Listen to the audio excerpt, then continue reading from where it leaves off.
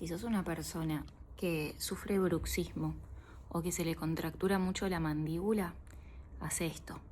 No importa cuando veas este video, hace esto. Observa dónde está tu lengua, que lo más probable es que esté pegada al paladar, y simplemente despegala, baja la lengua y observa lo que pasa con la mandíbula.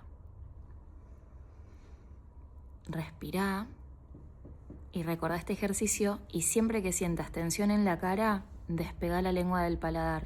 Vas a aflojar el bruxismo, vas a aflojar las contracturas, no solo de la mandíbula, sino también del cuello, y vas a sentirte mucho mejor.